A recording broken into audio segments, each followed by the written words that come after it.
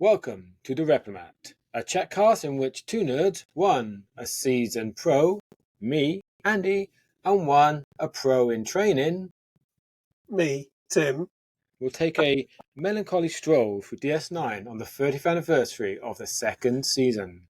And today, we're looking at the 10th episode of that second season, which is called Sanctuary, with a teleplay by Frederick Rappaport, story by Gabe Essio and Kelly Miles, directed by Les Landau, and transmitted originally on the 28th of November 1993. Tim, dare I ask, what is Netflix's excellent blurbage this week? So, this week, when a ramshackle alien vessel is detected making its way through the wormhole, the ship's 4 passengers are transported to Deep Space Nine. Well, a bit more concise, a bit actual, kind of connected. Yeah. A bit more informative than a melancholy stroll through the promenade.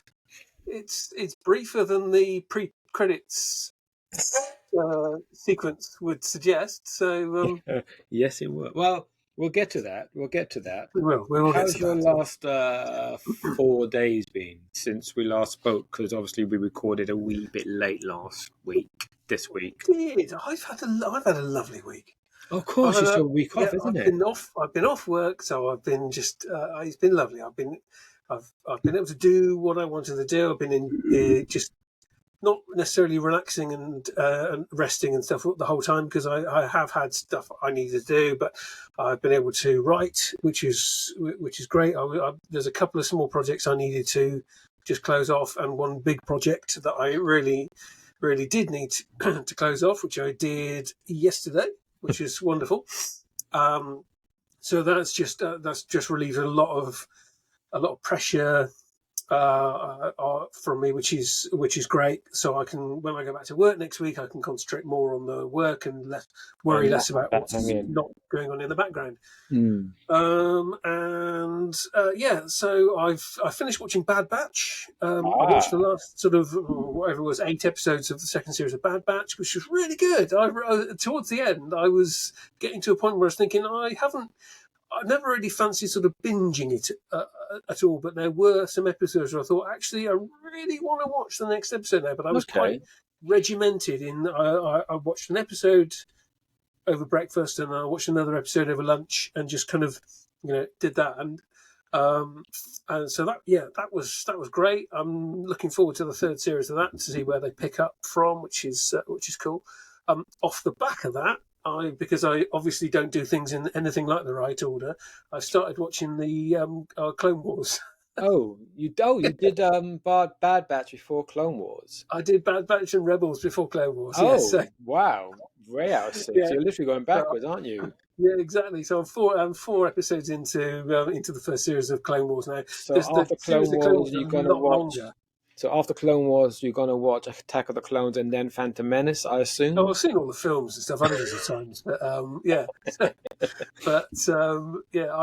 I watched the original films in completely the wrong order as well, because I'd seen Star Wars on TV.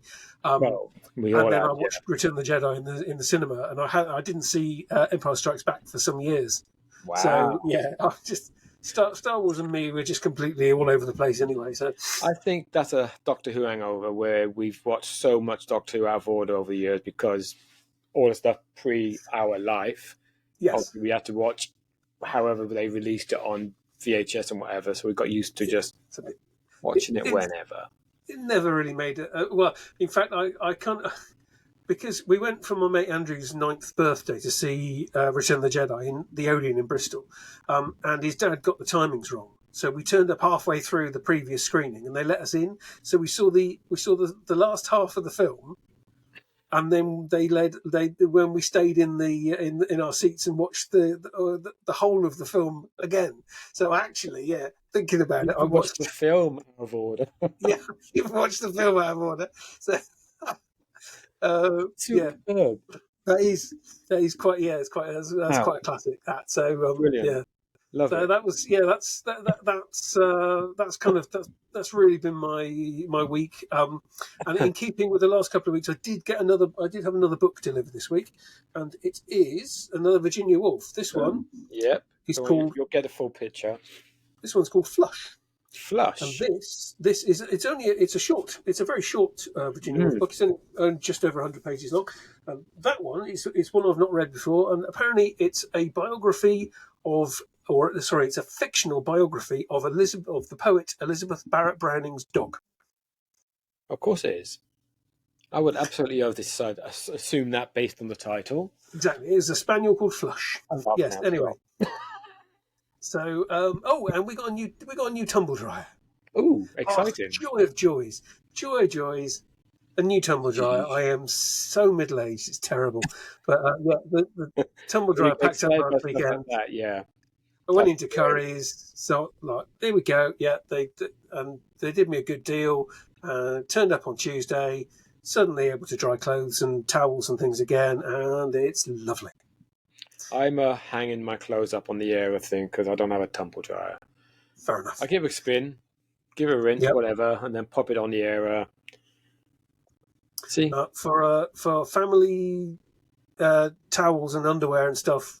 I can see. Needs to be a tumble dryer. So the joy of being a single man is you don't have to worry about stuff like that. Thankfully, yes, but indeed. if I had kids and whatnot, then it'd be like a necessity, especially if they're at school.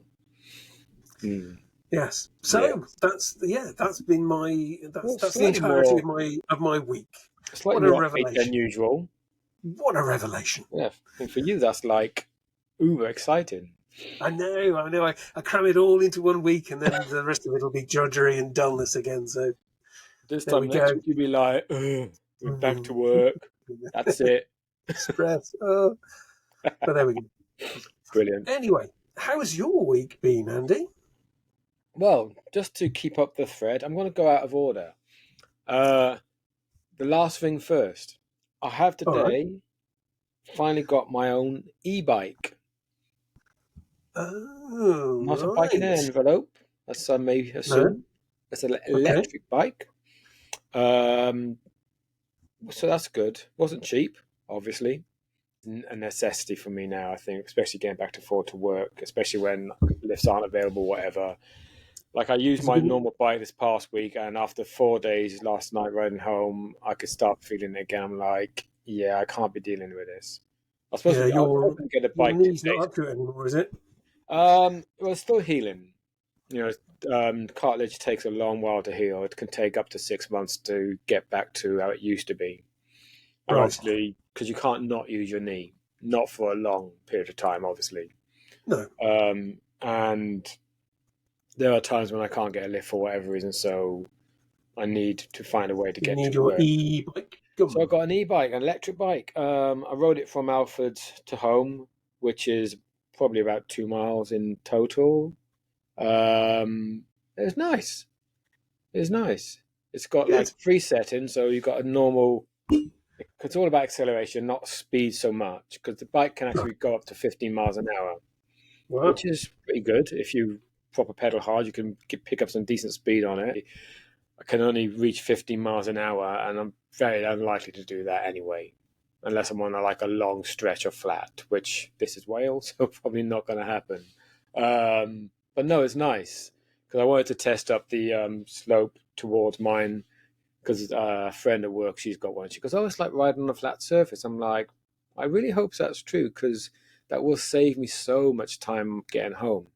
So I thought I'd do that during the day to see, because I don't want to do it at night time when it's dark, because there's no light in that area at all. Obviously the bike has light, but if it turns out not to be good, then I'm stuck.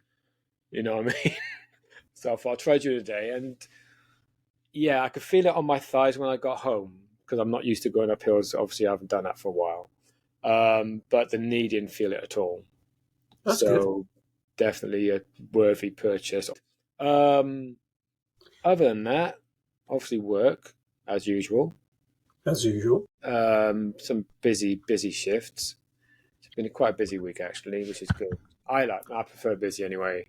I hate standing around waiting all the time. It's like, just crack on, get it done, let's go home. In terms of stuff that may appeal to the audience that we are reaching. Obviously, Green Grass. I've been going with that.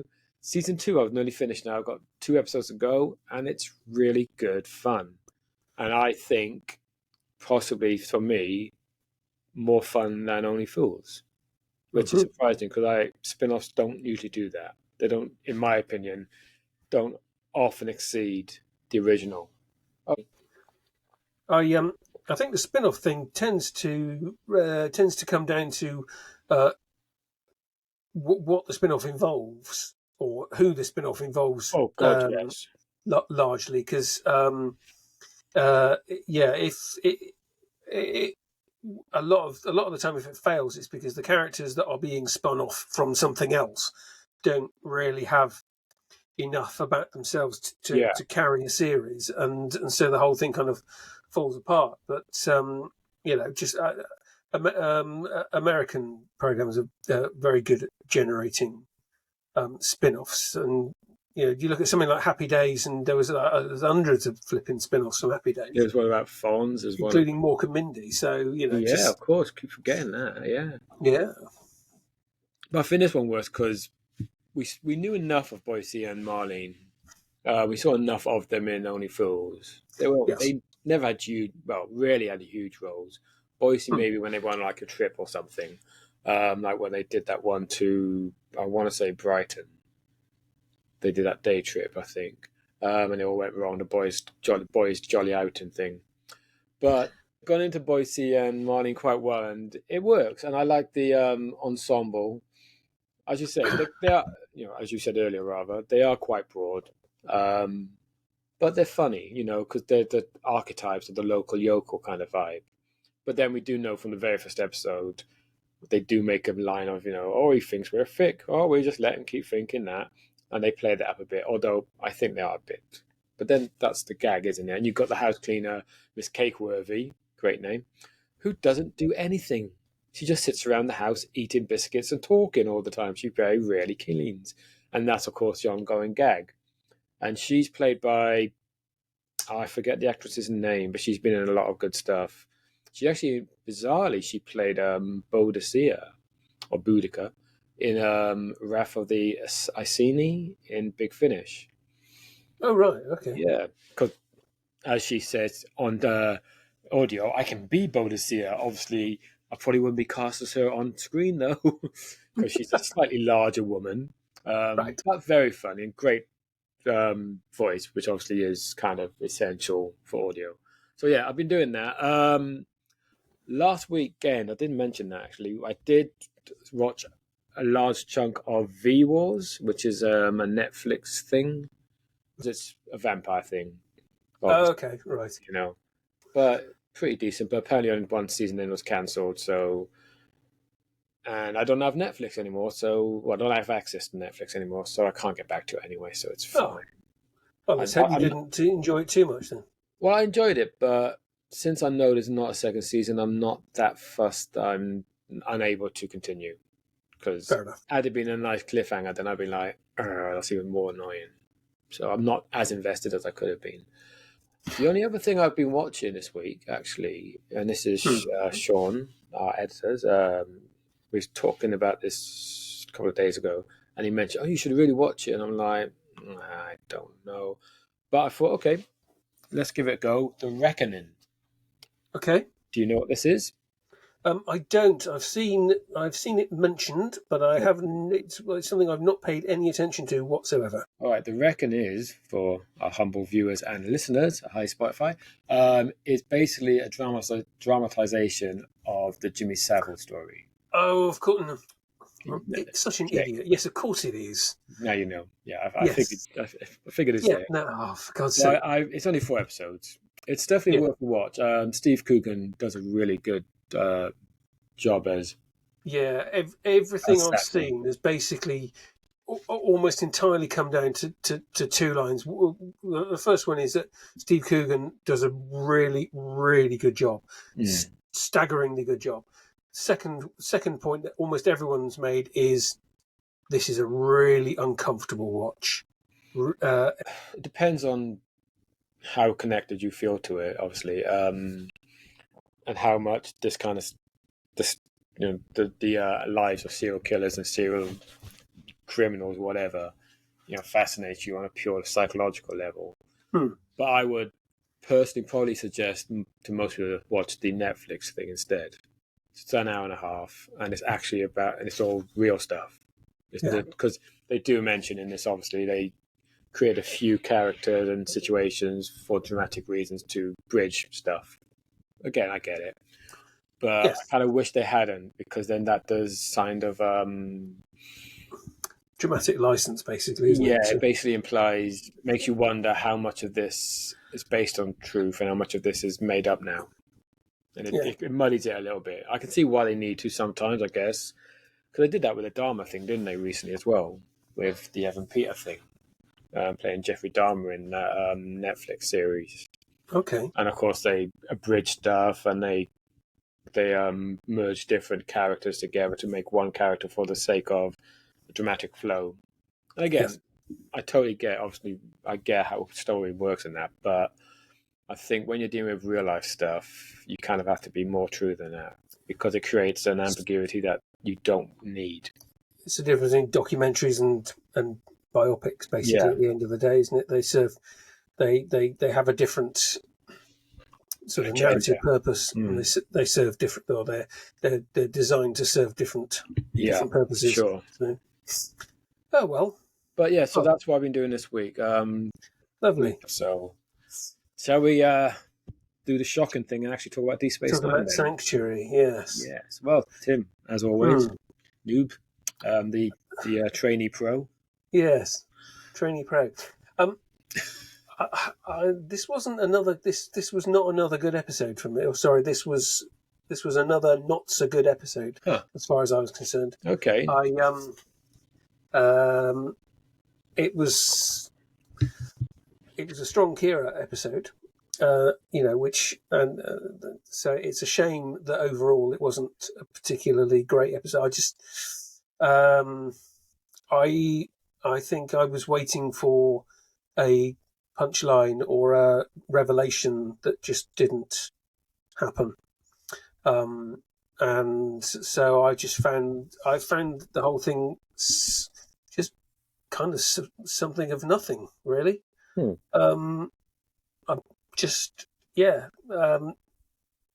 didn't have an awful lot to say about it because I didn't think it. Do you think that's because it was very good? Because when are we watching it this time? Because obviously I'm watching it in a very more critical way than I normally do. Do you think that maybe because the whole thing about, I want to say Katana, is that what they called it? Kentana. Kentucky, as you said, yeah. That came too late in the story, because it's only like for the last 15 minutes that's really a thing. So the first half hour is just basically them faffing around on the station, the misunderstandings, which are all good fun, because it's nice. Lots of good comedy there, to be fair, some decent scenes. But the meat of the story, which was, of course, the whole idea of the refugees being refused because, you're going to be a drain on us, but we could help you, which obviously is a oft-repeated line in the real world. Yes. It came a bit too late in the episode to make it as interesting as maybe it could have been had it been there more or less from the off. I did wonder if they were going to kind of reach a compromise whereby like a section of the Skria, was it Skria? Yep. A section of the Skria population would be allowed to set up on Bajor to see if they could develop anything from the land, and I'm disappointed that they didn't at least try that. You can kind of see why the Bajoran, do they have to call them provisional government all the time? It's provisional, It's just shocking. It's been provisional for like a year and a half. But it's taken them a long time to sort this shit out. It's provisional as far as the Bajorans are concerned, potentially. But at the moment, it's the government, isn't it? It's the government, yeah. So they don't have to keep not right now. Can you be provisional for over a year? Really? I don't know, but anyway, you kind of have to just say it's the government now. It's the government, yeah, exactly. Yeah, I think provision is provided now. yeah, I think potentially that would have been for me that would have been a more interesting resolution to the whole thing. But I suspect what they didn't want is they didn't want to set something up that they then have to revisit, Well, I do agree. I think, add more baggage to it. yeah, I do feel that it does wrap up rather neatly at the end and a bit quick. I mean, the sting at the end for Kira is great because, like I said, always love. I say, like I said, like anybody else watching this saw this bit, but again, if you're on Patreon, you'd have seen this. Or actually, no, you wouldn't have because you was making tea when you joined us. No, you're doing coffee rather. What did I say? With that, the bit with Kira at the end, that was a nice moment. It's one of those moments that make her like reassess her position, which has happened a few times, of course, right at the end, and you're like, ooh, because you know it will have some fallout for her as a character, because this show is pretty good at that. Yeah. It's not going to be like, well, we won't necessarily mention it again, but you'll see a change in her, which has happened, as I say, a few times. And I love that. But yeah, I think the actual ending of the story was a little bit easy. And we're definitely doing this out of order too. And the kid going off, in the ship, all that stuff. There was, I mean, it got a little more interesting there because there was obviously some tension ramping up, and when the Bajoran general came on the screen, I did wonder when he came out if it would be the same general that. This is what I said. That's what I said to you. But that's what you said, was it? Yeah, I was cracking. I heard you say something. I couldn't work out what it was, but it would have been obvious. I think maybe they couldn't get the same actor back, so they made a different general. But that kind of, for me, that kind of came out of nowhere. I mean, okay, you've got the suggestion there when what's his name is trying to make friends with him in the queue for the replicator, Jake, sorry, and all of that stuff, and there was a nice little moment there between them, but for them to suddenly jump to them rushing off on a ship, and and for a male as well. If it was a female, then that would have kind of kept in with it's a female dominant society. And I'm glad they didn't overplay that female dominant thing, because in sci-fi that almost always goes wrong. But this time it seemed the nice little gimmick, but it didn't overdo it. Yeah, it was definitely better. It was interesting. I did think at the beginning it was flipping obvious what was going on. Certainly, as soon as the translators started to kick in, and it still took, and still you've got a situation where she's brought into a delegation of mainly male commanders on the station. You're like, for God's sake, okay, you need to give O'Brien and Bashir their little moment in the episode, but it really should have been just Cisco, Kira, and Dax. Yeah, I mean, and they do mean. They are all a little bit on the uptake. Yeah, God. Bring Keiko in. Well, let's give her a role would be good at least. Some sort of, I can't see what, but the character could do some decent stories for sure. But yeah, it's funny how they are a little bit slow on the uptake of what's going on at the beginning, and it happened a few times throughout. Odo again was a bit slow on. I forget what it was. There was something happening a bit later, and again Odo took a moment to like. Oh, you mean so and so? It's like, oh yeah. What else did it mean? Which is 100% a fault of the guy writing the script, who the name I do not recognize. So I can only assume he's never done anything on Next Gen or DS9 since. Yeah, I didn't recognize any of those names. Somebody pitched this, and I thought that's quite a good idea. They gave it to somebody. Again, I think. I enjoy the comedy of errors, as it were, in the first half. I think that it's quite fun. It's a nice change. And there's some really good character beats throughout, for all of our characters, actually, apart from when they're all being a bit slow. Kira gets some great stuff. There's some wonderful scenes between Odo and Quark, of course. Oh, but you'd have to be a really bad writer to fuck that up. Yes. I think these two actors could probably raise the worst script into something actually quite good through their performances. So yeah, there's some really good, like obviously Jake and Nog are great. as always. I like the relationship because it's kind of like the odd couple kind of vibe, isn't it, with them? They're so not suited as friends, and yet that makes them perfectly suited as a friends. Yeah. Although Nog's perception still very clouded by his Ferenginess, and it's so at odds with almost everything that Jake has been led to understand about people, especially women. At this point, and when Nog obviously has a interesting idea about women, which made you cringe, like, or was it because of that bit where he did that licking of his sharp teeth bit? Oh, he did that, but he was just grabbing the end of his ear as well. The fact that they keep doing it at kind of Very points generally where they're inopportune. talking about women is, it's just. Or anything that makes them excitable. But yeah, Money, so, latinum, ooh, bit of gold press latinum. I yeah, mean, for us, it's fine. If we're just doing that, the thinking thing, it's not the same because it is. There's nothing there. There's no, I mean, you can feel it, but there's nothing, there's no yes, heightened feelings there. But yeah, it is akin to rubbing your crutch when you're talking crotch.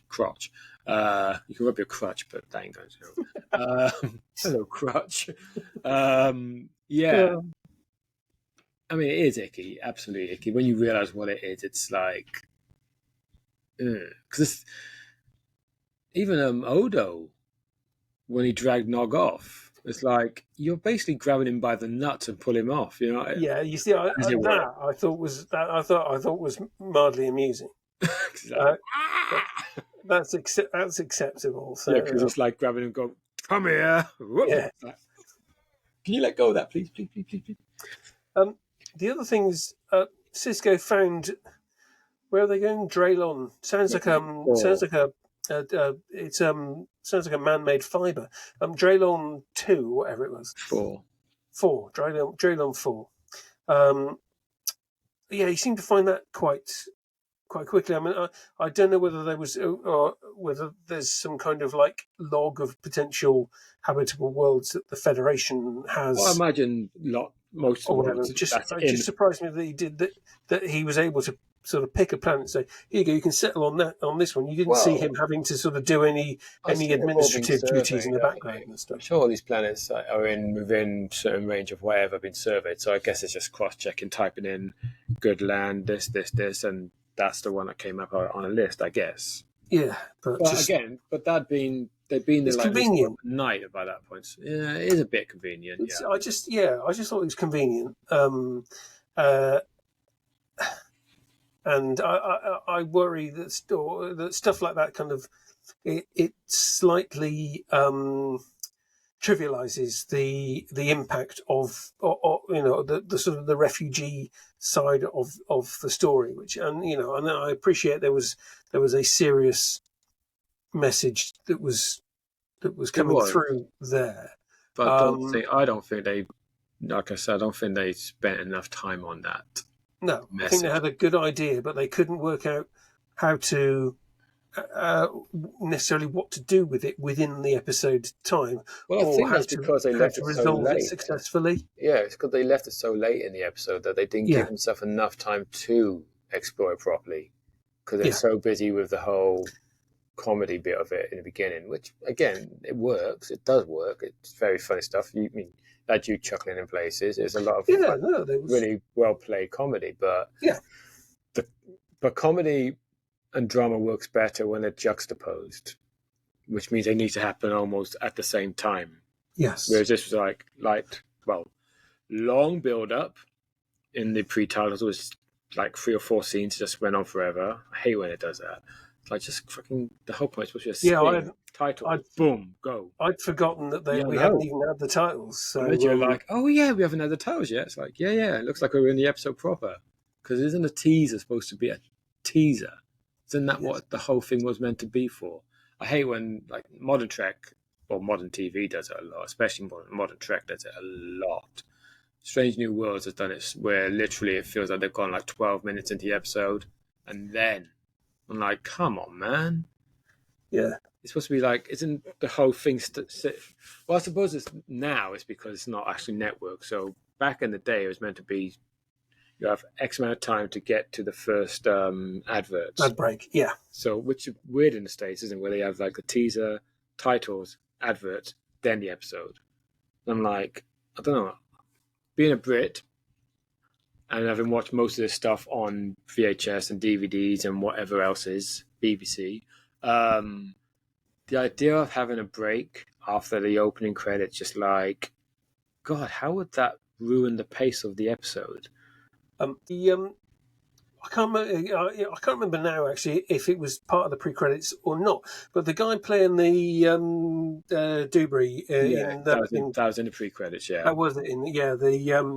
Bajoran anal clarinet, flute, or whatever it was. dude, person, just that was set up in a way that I was expecting it to have some kind of dramatic impact on the resolution of the episode, and nothing came of it. Just occasionally him just grabbing Kira and saying, "Oh, can you ask them to rebuild the Colosseum, whatever, so I can play a concert?" Like, why don't you ask the flipping government? Yeah, it doesn't feed into the actual plot, does it? I mean, I suppose it feeds into the plot in so much as the government and Kira do not see eye to eye on a lot. I guess that's kind of where it fed in, because the only other role he had was to give that hologram to Hanik. Yeah, Hanik. Yeah. Which again goes nowhere, because you figured that might have been maybe a pivotal moment. Yeah. But it's not really, because that's just before that annoying kid comes in, isn't it? Who stinks. Yeah. And then she has a thought to check up. She checks the star charts, doesn't she? Yeah. And that's when she decides that Bajor has to be Kentucky. I'm assuming that's supposed to connect somehow. Because remember, they said it's because they're most a people of sorrow or something. And I'm guessing that music was quite sorrowful, and that's what that was supposed to be. Possibly, but it wasn't very clear. No, we're having to a conversation was needed. A conversation was needed for that, where she had that realization, maybe with one of the other screens, because obviously it wouldn't work to have it with Kira at that point, because she used Kira to find out later. We've got these narrative beats or whatever, these narrative moments that are key, and it almost entirely misses them, or it delivers it, but not with the level of clarity and impact that it needs to actually. Well, I think that's the fundamental flaw of this episode, is the narrative. It's not incoherent. It's just not very well structured. It's not. No, it's not. It's just. It lacks punch and coherency and just impact. It just. I hope you enjoy next week's episode, because this is the second one where you've not overly been keen, and you were saying season 2 started so well as well. It is. Season 2 was brilliant for the first whatever it was, 8 episodes. Yeah, 9 and 10, not so good. The last 2 have been, mouldy sandwiches, basically. I mean, 9 was awful. I don't mind this one. I think it's got some good stuff in it, but like I said, I don't think it quite gets to where it's supposed to be going soon enough. It spent way too much time on the nonsense before. I mean, that's all fun, but that should have been a nice, quick, beginning bit. Yes. Maybe they should have. That was the point. Maybe they should have had the screens arriving literally in the very first scene. Cut, teaser, titles, and then crack on with the miscommunication bit, blah, blah, blah, blah, blah. Bit about the dress, very funny. Which you definitely had laughs on that. It's hideous. It is. It's horrible. But that punchline was the only thing I think really worthwhile about the whole the fact that the universal translator had taken so long to detect their proper speech patterns. Yeah, I like that it didn't work, because that was quite, and because we don't see that often enough in Star Trek, but it did go on for quite a while.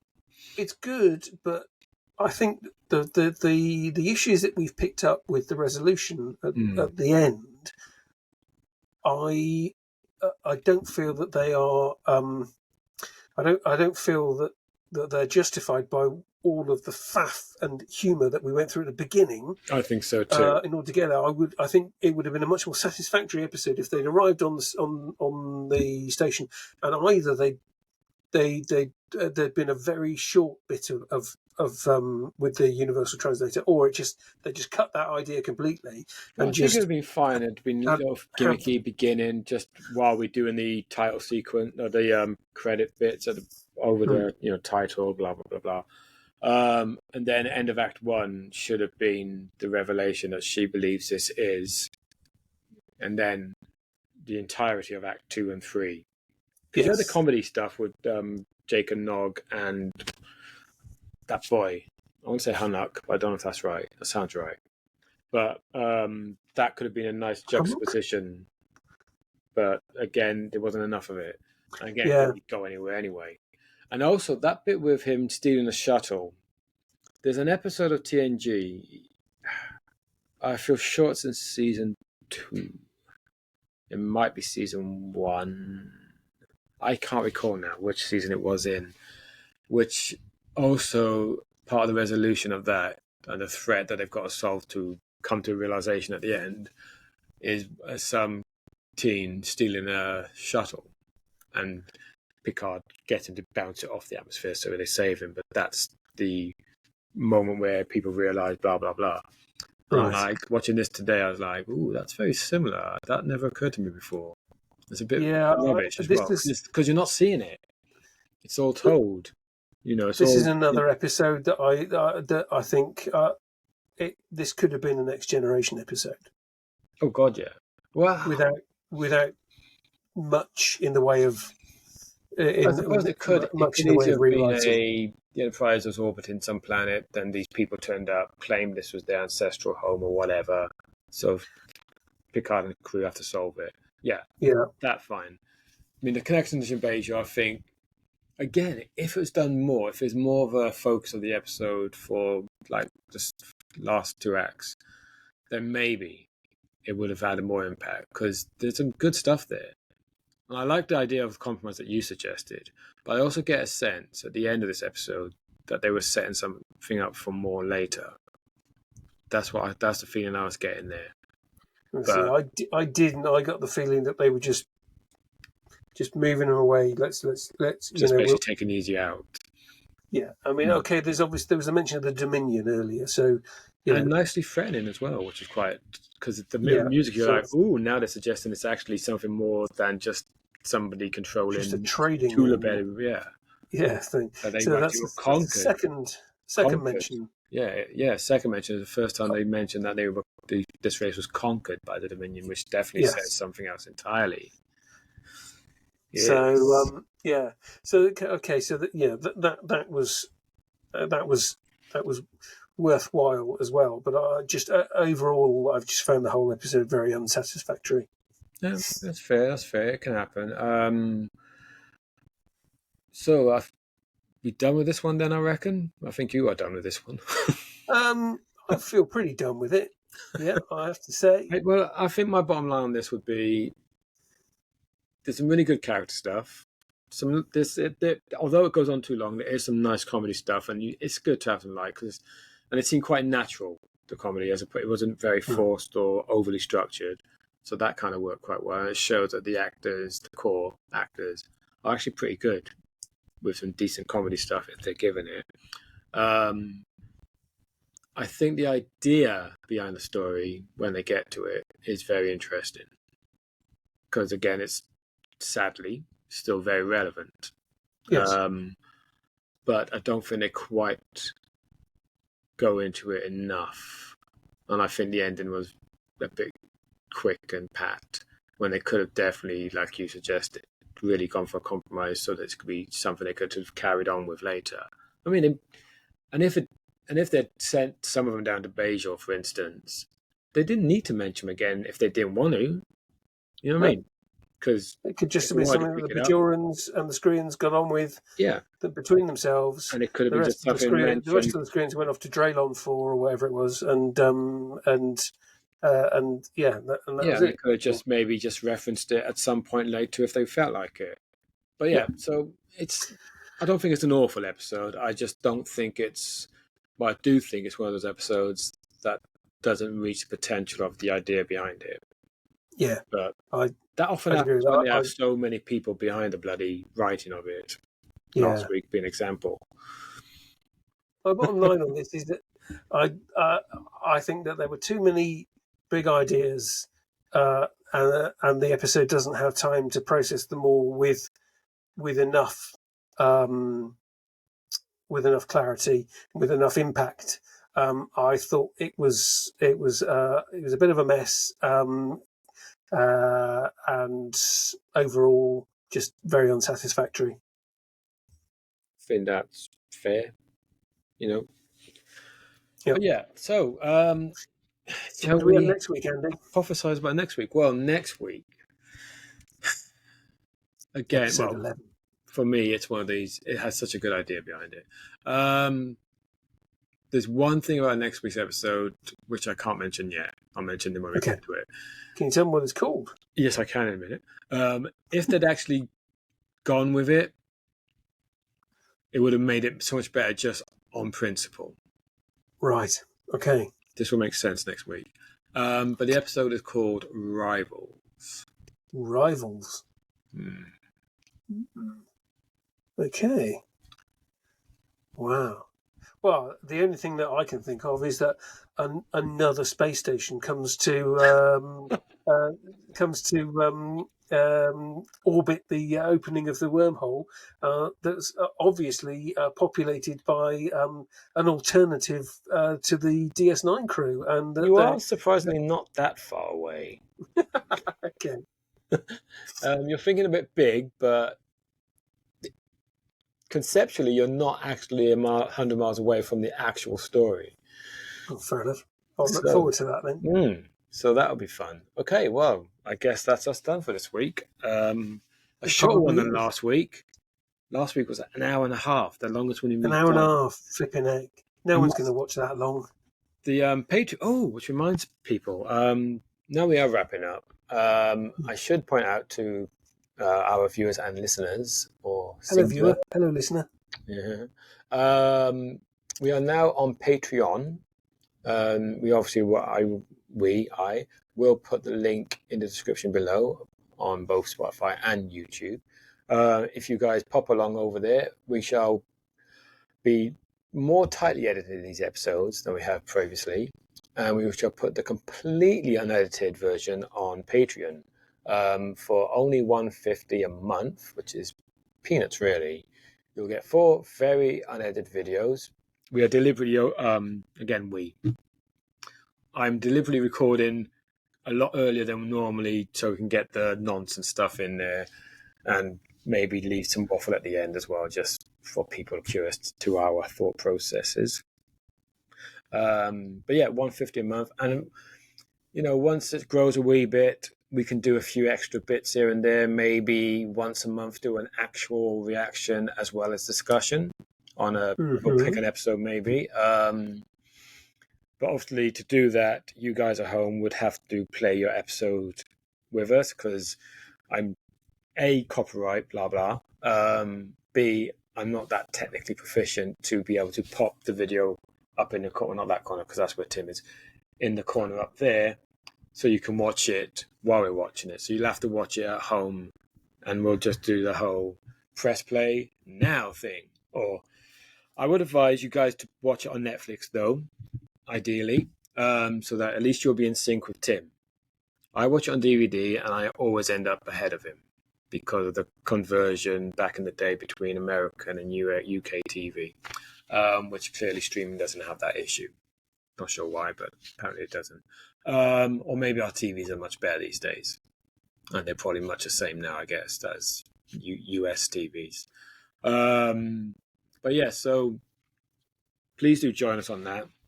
If we do start doing these extra, the extra long ones, then we'll create a new tier so we can get a few more monies.